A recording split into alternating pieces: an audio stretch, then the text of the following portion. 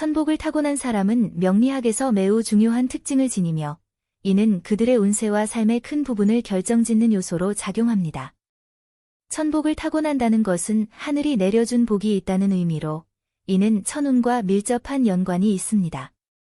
천운은 하늘의 운세를 뜻하며 인간의 노력으로는 쉽게 바꿀 수 없는 운명적 요소입니다. 천복을 타고난 사람은 이러한 천운의 도움을 받으며 살아가는 사람이죠. 사주팔자는 네 기둥으로 구성된 명리학 체계로 연주, 월주, 일주, 시주가 각각 중요한 역할을 합니다.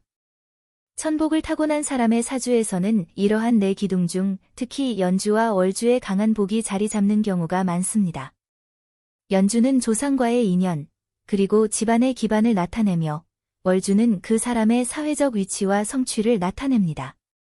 천복을 타고난 사람은 연주에서 좋은 조상의 기운을 받아 태어나며 월주에서 사회적 지위와 안정된 직업 혹은 경제적 풍요를 누릴 가능성이 높습니다.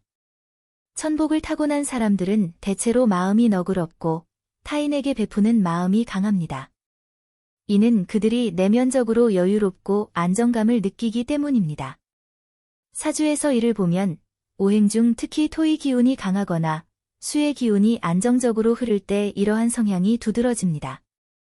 토는 모든 것을 품는 대지의 성질을 가지고 있으며 수는 지혜와 감성의 원천으로 타인과의 관계에서 이해심과 포용력을 나타냅니다. 이들은 자연스럽게 사람들에게 존경받고 신뢰를 받는 위치에 서게 됩니다. 천복을 타고난 사람은 경제적으로 안정된 삶을 살 가능성이 매우 높습니다. 그들의 사주에는 재성이 강하게 자리 잡고 있거나 재성과 관성이 조화를 이루는 경우가 많습니다. 재성은 재물과 관련된 운세를, 관성은 권력과 명예를 뜻합니다. 이 두 가지가 균형을 이룰 때 천복을 타고난 사람은 직업적으로 성공할 가능성이 높고 재정적으로 큰 어려움을 겪지 않는 경우가 많습니다. 사주팔자에서 재성과 관성이 약할 경우 이러한 천복을 받기 어려울 수 있지만 그들이 타고난 복 자체가 강하기 때문에 이는 큰 문제가 되지 않을 수 있습니다. 천복을 타고난 사람은 단순히 물질적 복만 누리는 것이 아닙니다. 이들은 사회적 지위와 더불어 가족 관계에서도 큰 복을 누립니다. 자녀와의 관계가 원만하고 결혼 생활에서도 큰 문제가 없습니다.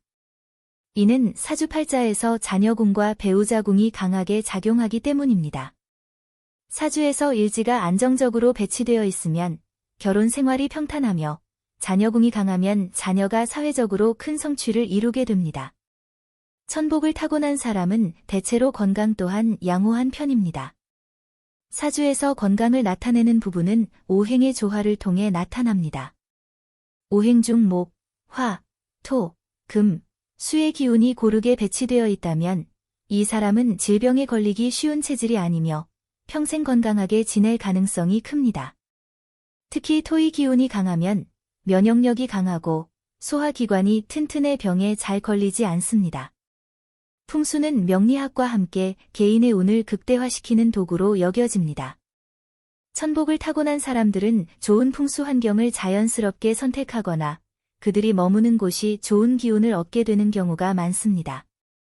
예를 들어 이들이 사는 집이나 일하는 장소는 대체로 양지 바른 곳에 위치하며 물이 잘 흐르고 공기의 순환이 원활한 곳입니다. 이는 그들의 사주에 천복이 깃들어 있기 때문에 자연스럽게 좋은 기운을 불러들이는 환경을 형성하는 것으로 볼 수 있습니다. 이들은 사람들과의 관계에서 큰 어려움을 겪지 않는 경우가 많습니다.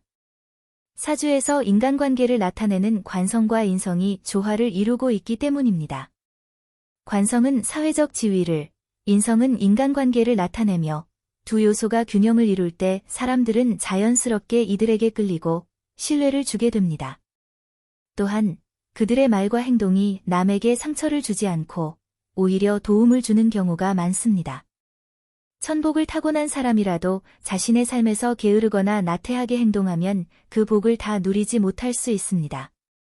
명리학에서는 하늘이 주는 복을 사람이 어떻게 활용하느냐에 따라 인생의 결과가 달라진다고 봅니다. 따라서 천복을 타고난 사람일지라도 꾸준한 노력과 성실함이 필요합니다.